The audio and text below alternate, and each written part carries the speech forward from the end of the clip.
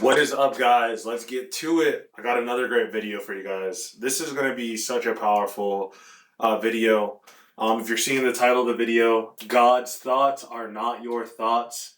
Destroy your pride. Let's get into it. Man, this one is so important because this is a topic that really sheds a lot of insight on why unbelievers don't believe in the first place. And also, it'll shed light on why you might be feeling stuck about deepening your intimacy and your relationship with God as well. Okay? And it's because of this, and it's right up here between the ears. All right? Okay. So, God's thoughts are not your thoughts. Destroy your pride. Isaiah 55, verse 8 and 9. Okay? It says, "For my thoughts are not your thoughts, neither are your ways my ways, declares the Lord. As the heavens are higher than the earth," right? "So are my ways higher than your ways, and my thoughts than your thoughts." All right? So this is something that we have to get so clear in our heads when it comes to following Christ. Too many times that we're following God, we always want to put our opinions and our way of thinking into Scripture. All of us do it. Everyone does it. But we absolutely have to always go back to Scripture to reset us to what is important and to what is truth versus what is opinion. Always. This happens all the time. I see it in sermons, people talking about it, people just talking about it in their faith. And I hear a lot of "I think," "I feel," this and that. That's not God. That is their own opinion, their own thoughts, which are shaped by our own experiences, which are shaped by places that we grew up in, which is shaped by how our parents raised us, things of that nature. But that is not of God. Not all of it, at least, right? And so, "For my thoughts are not your thoughts, neither are your ways my ways, declares the Lord." And so this is why a lot of unbelievers struggle, and this is why even believers will struggle as well when they are reading the Bible. They're reading through the entire Bible in context, and they're seeing that these horrible things are going on in Scripture. And not to say that God is making these things happen, because He's not, but He's allowing them to happen, right? And so a lot of people get upset with that. They say things like, "Well, isn't He so all-knowing and all-powerful that He could just snap His fingers and just do this and make this happen?" And all these things that they say that God should be doing, right? It's like, well, if I was a God, I wouldn't let this happen, or whatever it was, right? Whatever those things. I know you guys have heard the same type of rhetoric or thought process with a lot of people that don't believe.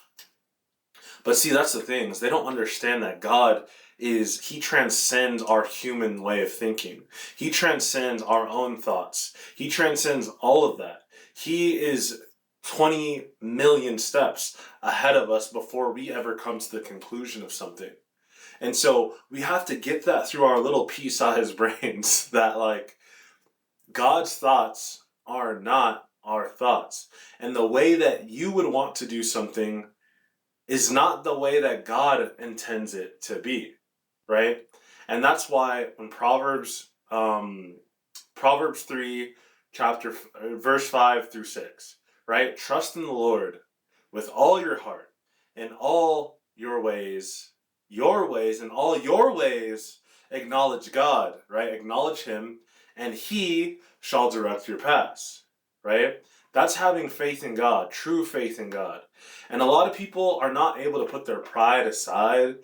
They think that they know better, or this or that is wrong or right. And so they make decisions based upon their own thoughts and their own opinions, right? And that just leads them to destruction, leads them to nowhere. Every single time. Pride is the path that leads to destruction. Somewhere in Proverbs, I don't know the verse, but I know that's in Proverbs, right? And that's so true. Let's think about the first sin that ever occurred in the history of ever. Not in the history of mankind, but just that we know of, right? Which was what? When Satan thought that he was better than God. He had pride. He believed in his mind, I am better than God. I know more than God. Therefore, I'm going to rebel. Right? And we saw how that turned out. And it's the same thing with people here on earth. They think the same thing. I'm better. I know more. That's wrong. Who's this being to tell me how to live? Right? Who's this person that I should put all my faith into? I know more than them. And that's what a lot of atheists think, right? And a lot of just people that don't believe or struggle with belief think, and even people that are in the faith, they still struggle with that because they're letting their human mind and their opinions try to rule God. That's not how it works. And that requires us to destroy and kill our pride to actually believe that, you know what? Like, maybe I don't quite understand this fully in context. Maybe I don't understand why God did this particular thing. Maybe I just don't understand it. But that doesn't mean because I don't understand it that I'm right and God is wrong. Never that. This just means that there's more complexity behind what is going on that God is allowing to happen. Because remember, once original sin came into life, once Eve and Adam ate that apple and ate from the tree that they weren't supposed to eat from, that's when all these things started occurring in life, guys. All of these things. All these horrible things and atrocities that we deal with today comes from our sinful nature and our sinful ways, right? It all comes from that. And so, although we might not understand fully, that doesn't mean that God is not the greatest, that he is not all good and all knowing and all powerful. Just because you yourself don't have a fully understanding of clarity. Their faith would not be needed if you had a full understanding. There would be no reason to have faith if you knew everything, if you understood everything to the T. Why would you need faith? Why would you need Christ if you did? Right? That's not how it works. So just understand that, guys, that your thoughts are not God's thoughts. They're not. And they never will be. All right? And God's ways are not our ways. There's a certain way that we naturally want to do things. Maybe it's in a way that makes us feel comfortable. But maybe God says, no, I don't want you to be comfortable. That's not it. That's not the way. Right? And you have no idea. And that's why God's ways are higher than ours. His thoughts are better than ours. He knows more than us. And until you get that and actually understand that, you're always going to be stuck with a very not fruitful relationship with God. It's not going to expand, right? You're going to be in ways just like Satan, in a sense.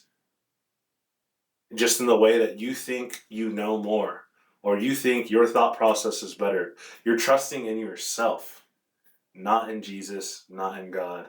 I love you guys. Have an amazing day. Get after it this week.